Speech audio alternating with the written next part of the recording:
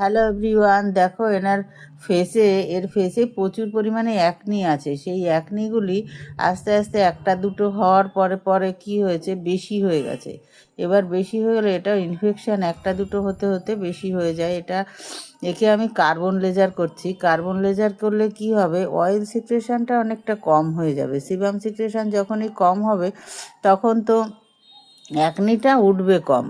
তখন এরপরে আমি কি করব, আইপিএল করব। আইপিএল করলে কি হবে, ইন্টেন্সিভ পালস লাইট যেটা, ওটা ভেতরে গিয়ে সিবাম সিক্রেশন অনেকটাই কম করে দেবে, যার জন্য কি হবে, তোমার অ্যাকনিটাও উঠবে কম।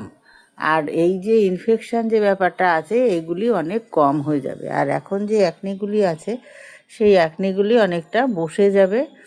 আর ওগুলি আস্তে আস্তে ওই পালস লাইটে আস্তে আস্তে কাজ করে। ইনস্ট্যান্ট তো তোমার আমি আজকে করলাম, আজকেই তোমার পুরো ঠিক হয়ে গেল তা না। তোমার মিনিমাম 3 থেকে 4টে সেশন দিতে হয়, দিলে এই অ্যাকনি কিন্তু পুরোপুরি চলে যায়। অ্যাকনির জন্য কোনো কিন্তু টেনশন হওয়ার কোনো ব্যাপার নেই। আমার ভিডিওটা ভালো লাগলে একটু সাবস্ক্রাইব করে দিও।